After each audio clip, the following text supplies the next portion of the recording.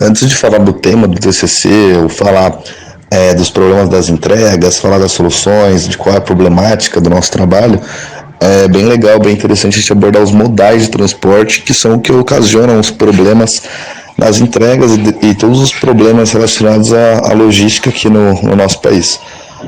O primeiro modal, que é o principal modal que a gente usa hoje no Brasil, é o modal rodoviário, que é um modal que foi implementado há muito tempo no Brasil hoje, sendo o principal. E um dos motivos desse modal rodoviário ser o principal hoje foi o grande incentivo que o país fez para trazer as indústrias automotivas para o Brasil, em busca de gerar emprego, em busca de nova geração de renda para o país, assim priorizando o modal rodoviário, que é um dos piores modais que a gente poderia ter no nosso país. O modal rodoviário ele é péssimo para longas distâncias, porque ele tem um preço elevado, e ele transporta pouca carga. Então, o caminhão não tem um transporte de carga nem perto de um trem, nem perto de um navio.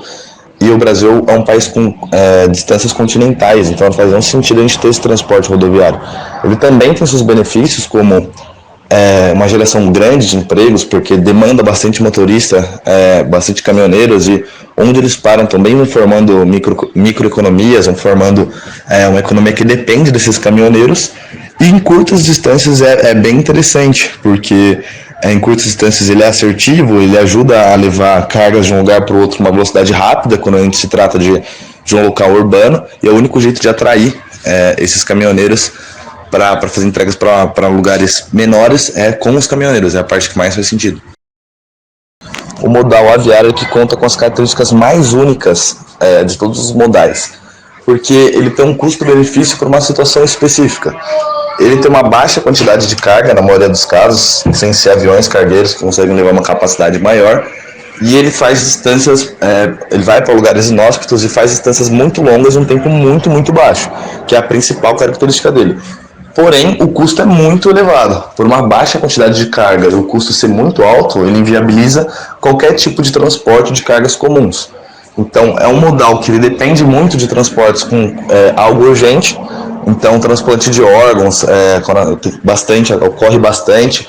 Ou quando você precisa de equipamentos, alguma coisa aconteceu em algum lugar como o Haiti, que teve terremotos, tsunamis, Japão. Então o pessoal tem que mandar equipamento, tem que mandar suprimento de uma forma bem rápida, bem urgente. Esse é o melhor transporte para estar fazendo. Além de ele chegar em lugares como no Japão, que tinha ocorrido o tsunami, todas as vezes estavam impossibilitados. A única forma de mandar era no modal aviário. Um dos modais que a gente deveria ter mais no Brasil é o modal ferroviário, que é um modal que, ao contrário do rodoviário, tem um transporte de carga muito alto. Ele pode atingir longas distâncias, como atinge nos Estados Unidos, que é um dos países que tem esse tipo de modal, que é um país parecido com o Brasil, com distâncias continentais, que explora muito mais esse modal do que a gente, porque é um modal que transporta bastante carga por um preço baixo, em distâncias longas e numa velocidade aceitável. O modal ferroviário no Brasil ele é bem precário por causa da nossa infraestrutura. Então a gente até tem um tamanho de modal ferroviário interessante, principalmente no estado de São Paulo, no interior do estado de São Paulo, na cidade que a gente está hoje, que é Jundiaí. É um dos pontos que tem uma infraestrutura ferroviária decente, muito por causa do café, na época que o Brasil ainda era colônia, depois se tornou império, o café era muito presente no interior de São Paulo, e para escoar essa produção para o Porto de Santos, os barões do café do interior de São Paulo, da cidade de São Paulo, construíram uma ferrovia que até hoje é um dos pontos que a gente tem de infraestrutura. O que mais conta para a gente não mudar para esse modal ferroviário agora é o preço elevado que tem para a gente estar implementando novos trilhos de trem. Cada quilômetro de trilho é muito caro para estar sendo implementado, então é um fator que inviabiliza muito a construção de novos trilhos. Uma das possibilidades que seria para a gente estar colocando esses trilhos seriam parcerias público-privadas, onde a gente daria as concessões para que empresas privadas fizessem os trilhos e daria concessão para eles cuidarem das ferrovias. Então eles teriam os direitos sobre elas também, que fortaleceria bastante a logística da região. Um dos modais que o Brasil deveria utilizar bem mais também é o modal fluvial.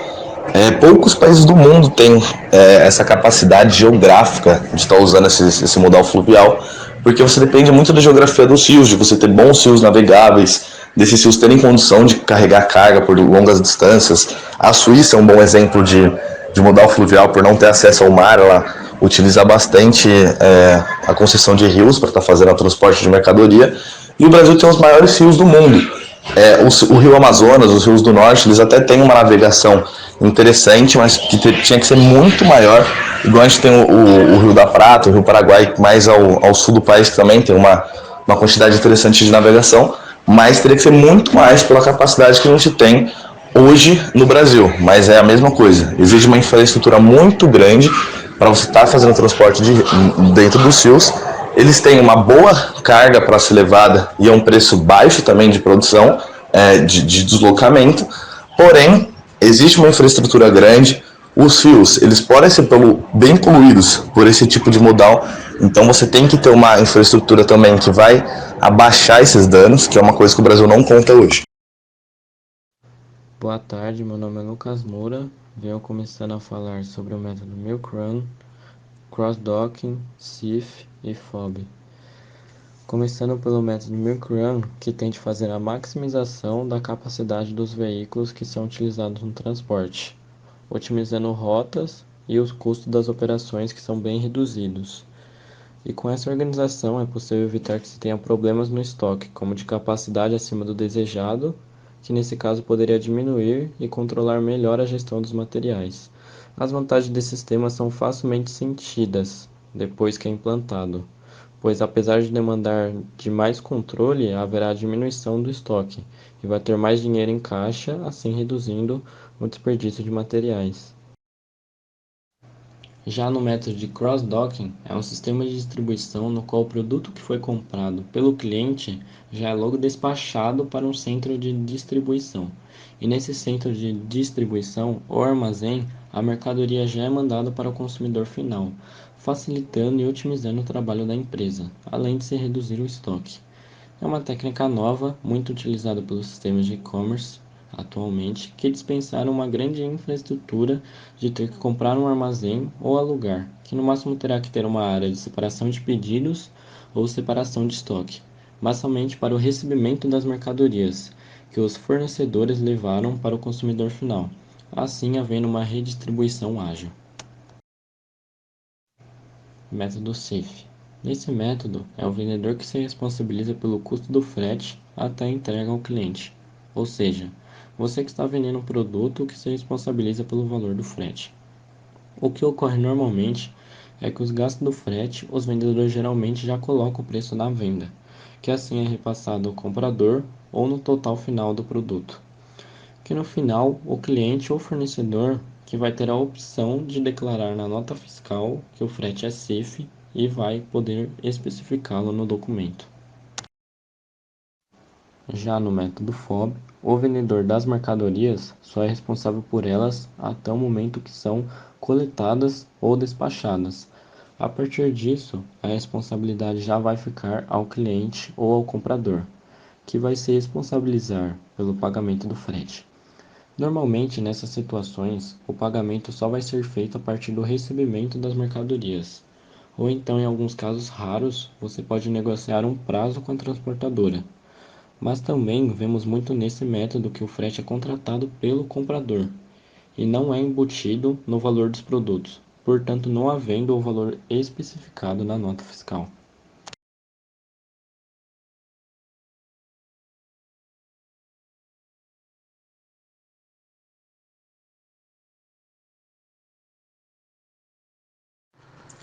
Em uma entrevista para o jornal Empresas e Negócios, Stefan, o CEO da empresa Intelipost, ele adverte: diferente do que acontece no varejo físico, toda a gestão de estoque, reposição, venda, pré-venda e pós-venda são processos realizados pela internet, e muitas vezes de forma automatizada.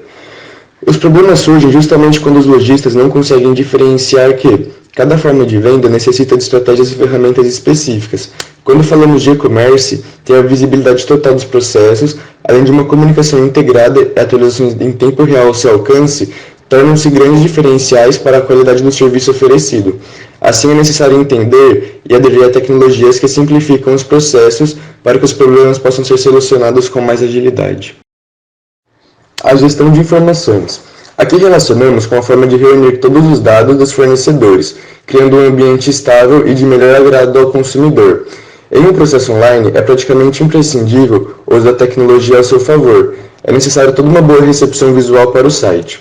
Essa gestão está relacionada com a forma de guardar os dados, o processo em que são armazenados, com que facilidade os provedores conseguem resgatar esses dados quando necessários e como são guardados os resultados de eventos como Black Friday, Dia das Mães e outras datas comemorativas. A logística reversa. Uma prática comum, pois muitos clientes solicitarão a devolução ou troca de seus produtos por diversos motivos. O conflito ocorre quando o estabelecimento praticante do e-commerce não está preparado para essa ação e não possui uma metodologia clara, se complicando assim com um processo relativamente simples. Para mostrar a importância desse processo, aqui temos dados da Invest que mostram os seguintes números.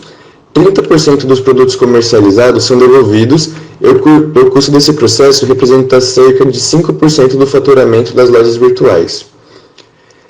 Essa é uma das principais e mais importantes áreas logísticas, sendo muito representada inclusive no comércio tradicional. É de suma importância realizar a sua adaptação para o processo online com excelência.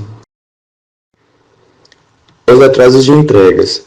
No Brasil, o atraso pode ser impulsionado por diversos fatores, tanto pelo planejamento, pela falta de comunicação com a transportadora ou até mesmo pela exclusiva priorização do Brasil no transporte rodoviário, assim esquecendo as outras alternativas. Sendo o item com mais reclamações dos consumidores, é uma grande importância sua resolução. Assim como citados nos modais de transporte de mercadoria no Brasil, o rodoviário ele ocupa 61% de todo o nosso transporte, o ferroviário com 21%, aquaviário com 14%, entre outros. O monitoramento do trajeto. Não só pela avaliação positiva do cliente em saber onde está seu produto, é com benefício também para cumprir prazos. O monitoramento do trajeto também nos ajuda com a importância na segurança dos transportes. Certas tecnologias do monitoramento de carga foram desenvolvidas para que conseguimos identificar crises de furtos, roubos e outros problemas com a carga, sendo benéfico em todos os requisitos para um monitoramento. E agora, finalizando esse capítulo, como o maior problema citado no e-commerce é o tempo das entregas, é necessário focar nesse âmbito logístico comentado. Porém, também, sempre tentando evitar o termo conhecido como abandono de carrinho. Muito presente no comércio online, essa nomenclatura representa quando no meio da compra, o consumidor ele perde o interesse pelo site. A situação pode ocorrer por alguns motivos, sendo ela o preço elevado do frete, que só vamos descobrir durante o meio da compra, uma má infraestrutura do site, ou por alguns outros motivos escapando da área logística, mas também relacionado com essa questão da estrutura do site. Agora eu vou falar sobre o capítulo 4, que são as soluções para os problemas de entrega. Começando pela introdução, que basicamente, no ano de 2020, com a chegada da pandemia do Covid-19, muitas pessoas migraram para o mercado online.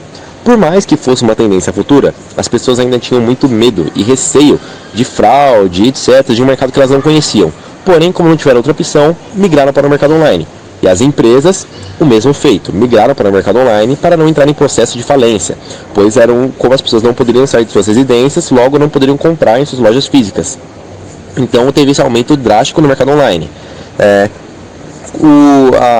O site do Reclame Aqui fez uma pesquisa e uma comparaçãozinha entre 2020 e 2019 e notou-se que nessa pandemia houve um aumento de aproximadamente 70% nas vendas online.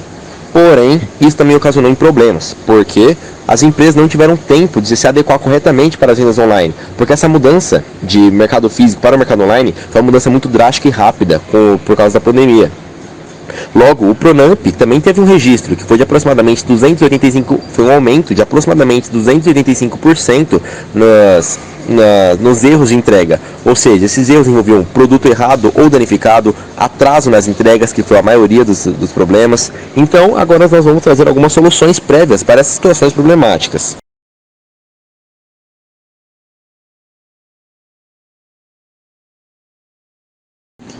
Agora vamos falar dos processos online. Quando falamos de e-commerce, tudo a ser relacionado com seus trabalhos e tarefas devem ser feito em menos tempo possível, para que seja concluído o ciclo de separar o produto, embalar e enviar no tempo mínimo de 24 horas. E por conta disso é necessário que o tempo de resposta na logística seja muito rápido, para não abrir margem para a concorrência. E para tal feito é necessário ter a visibilidade total dos processos, e tem que ter uma comunicação constante junto com a empresa e atualizações em tempo real.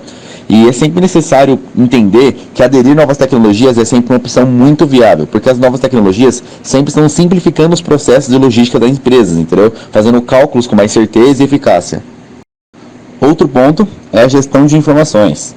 Muitas empresas têm problemas com as gestões de informações, então para isso optamos pelo programa de ERPs, que vem do inglês Enterprise Resource Planning, ou Sistemas Integrados de Gestão Empresarial. Ele é usado, por exemplo, para juntar as informações, fazer controle adequado de estoque, ou então estipular prazos de entrega referente a cada realidade. Além de tudo isso, utilizar o rastreamento dos pedidos também é algo que auxilia bastante na troca e na devolução dos produtos. E também é possível considerar a possibilidade de contar com terceirização de serviços profissionais, por exemplo, tanto em conta de estoque ou então na entrega de seus produtos, são serviços que auxiliam bastante em determinadas áreas dentro da empresa. Ainda sobre as soluções para os problemas, no caso da logística reversa, temos duas opções de soluções. Uma delas é a utilização no código de barras, no qual melhora o processo de conferência ao longo da cadeia para que o produto chegue ao cliente corretamente. A outra opção é um programa chamado TIFF. Esse programa ele cria inventários com precisão que ajudam para a conferência manual das mercadorias. Nesse programa também vem implementado funções de pick and packing, que também são utilizados como processos logísticos. No caso do transporte e distribuição de cargas, monitoramento do trajeto e segurança no transporte dos produtos, trouxemos a solução do uso do monitoramento em tempo real, que traz respostas imediatas para diversos problemas e dando também opções de centros de distribuição melhor localizados estrategicamente, podendo ajudar também a reduzir os custos com o transporte. Também utilizado para respostas, tendo um suporte se caso tenha alguma tentativa de roubo ou de furto dos produtos no caminhão.